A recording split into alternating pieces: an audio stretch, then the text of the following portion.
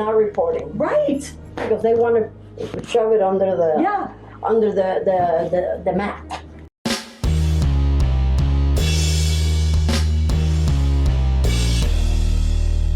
How's everybody doing? My name is Anthony Brian Logan, and today we got to talk about a federal employee with the HHS, that's Health and Human Services, who is exposing some misinformation, disinformation, and straight up lies about the shot. Now, her name is Jody O'Malley, and she's an RN. So she understands what's going on with medicine, and she's speaking to doctors and other nurses, and she's treating patients that have the virus. So she understands what's going on in a very deep and serious way, unlike Anthony Fauci, in my humble opinion, because he's up in the ivory tower looking down on the peons on the ground. That's us, that's you and I, talking about what we should and should not be doing. We have an actual RN right here talking to nurses, talking to patients, and she's able to observe what's happening and also what's not happening that should be. Now, before I go any further, let's roll a clip. This is from Project Veritas. Shout out to them. They're always exposing the truth about what's going on in the good old US of A and the world. If you want to see that full clip, I'll place it in the description box, but I'll play a piece right here just so we get to the meat and potatoes of what's happening. After we get done watching that, I'll talk about what was said there. Then I gave you my 2 cents, my deep detail analysis, and then I wrap it on up with a nice bow on top. So without further ado, let's go ahead and roll it. They are not reporting. Right. Because they want to shove it under the mat. What patient was she referring to? She was referring to that patient, that 30-something-year-old patient that had congestive heart failure. Heart failure. And in that particular patient's case, it was not reported. No. The problem in here, they are not doing the studies. People that had it, you know, and the people that have been vaccinated, they're not doing any antibody testing. It's super fishy. Not that it hasn't been done, it hasn't been published. It hasn't probably been done because the government doesn't want to show that the darn vaccine is full of. The government doesn't want to show that the vaccine is full of. It's not doing what its purpose was. May I see your badges? You're Jody O'Malley with the Department of Health and Human Services. This is the United States government identification. I'm looking at the CDC website. It says that you're required to report adverse events following vaccinations. One of those would be congestive heart failure. That's a huge. The problem in here, they are not doing the studies. People that had it, you know, and the people that have been vaccinated, they're not doing any antibody testing. Now you got this guy in room 4 who got his second dose of vaccine on Tuesday, has been short of breath. Okay, now his BNP is elevated, D-dimer elevated, ALT, all his liver enzymes are elevated, his PTINR is elevated. He's got myocarditis. Yes. Oh, this is. Let's see. It's probably myocarditis due to the vaccine. Right. But now they're not going to blame the vaccine. Well, and you know what? But he has an obligation to report that, doesn't he? Oh, it yes. happened. Right, what is it? 60 days after, if you see anything? They have got to. But how many people are reporting? They are not reporting. Right. Because they want to shove it under the mat. In this instance with Dr. Gonzalez, what patient was she referring to, or without saying She the was name? referring to that patient that had congestive heart Congestive failure. heart failure. And in that particular patient's case, it was not reported. No. I'm going to have to transfer you to another hospital. Okay. We don't have cardiologists here. And what you're developing is like a congestive heart failure. Okay? And that's not good. I don't know where this is coming from. On July 29th, you had the first COVID vaccine, and August 19th, you had the second. You know, you don't have COVID, okay, but you have got a lot of symptoms, you know, and you're developing congestive heart failure.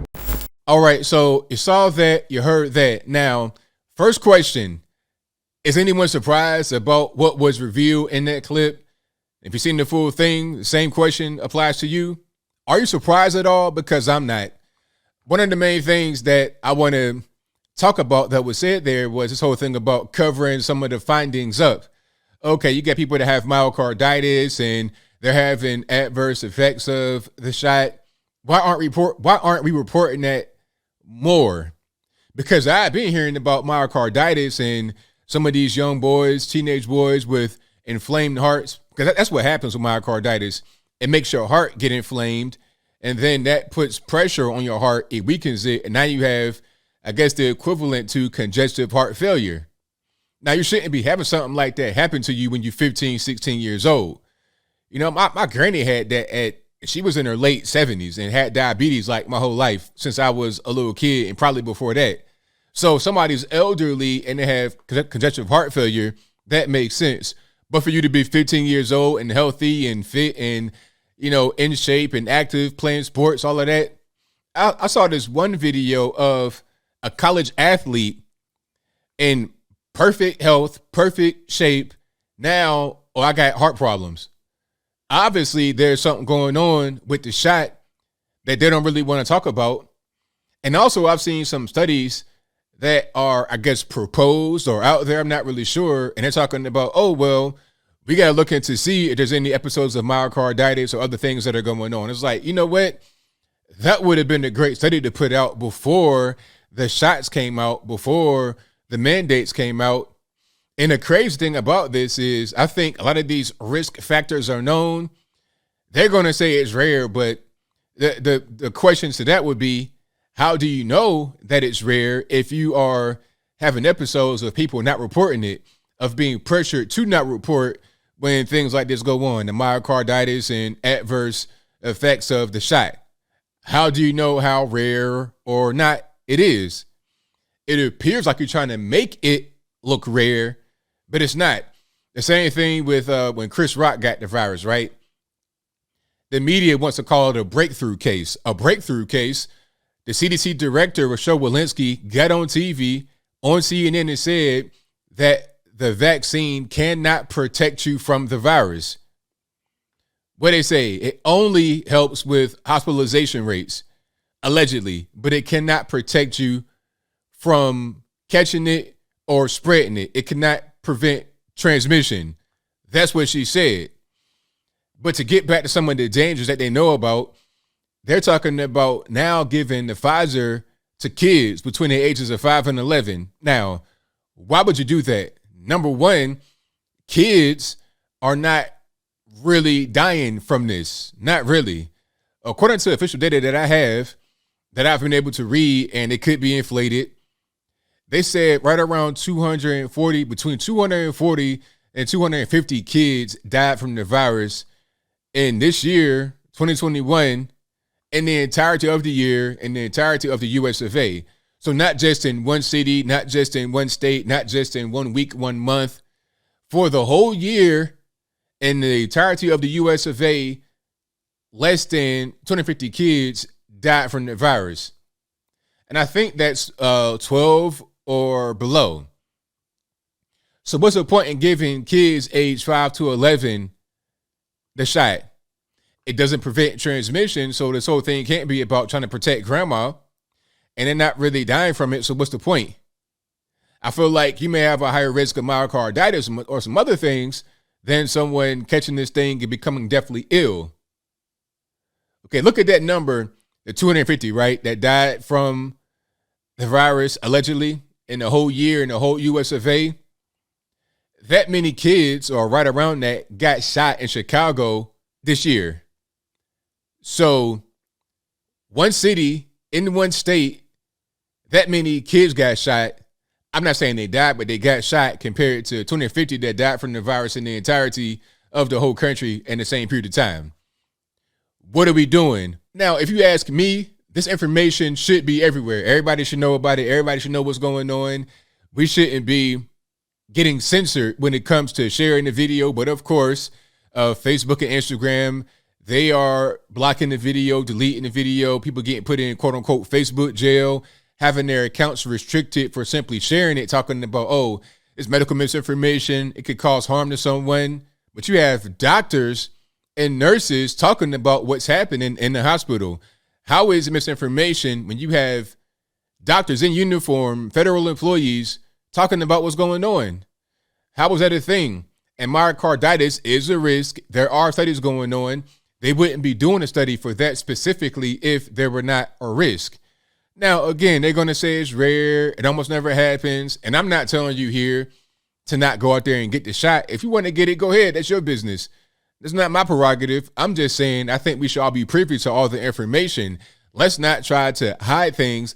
Let's not try to block things. Let's let all the information be out there so we're informed as the public, so we can understand what's going on, so we can make informed decisions. That makes sense to me. But as I close, I want to say this. Shout out to Jody O'Malley for coming forward and being the brave person. It can be difficult to put your life on the line, potentially, your career, everything, your family. It could be a daunting task to go out there and do something like that, to throw everything away potentially just to tell the truth. And it's unfortunate that we have to be faced with that kind of that choice in America. Be honest or lose everything. It's crazy, but I applaud her for doing that, and I applaud everyone for doing whatever they can. You may not be able to do what she did, but if you do something to help, I applaud everybody. Just by even watching and sharing this video, watching and sharing Project Veritas video, you're helping in your own way. But I think I'll leave that right there for now. And what say you? How do you feel about the Project Veritas video? Was it good, bad? Was it misinformation? Was it good information? Whatever your thoughts on that are, let me know in the comments below. You guys pretty much know where I'm at. I think that this is very good that you have a whistleblower who was brave enough to go out there and say what needs to be said to expose reality. Because as I said earlier, if you want to get the shot, go ahead, your business. But we should know all the information. We should have all necessary pieces of data before we go out there and do something like that. Don't give me half the story and then force me to make a decision based on half the story. Give me the full story. Give me all the good, bad, the ugly. Give me all that, and then I can weigh my options. I can do pro and cons. And then from there, I'll make a decision.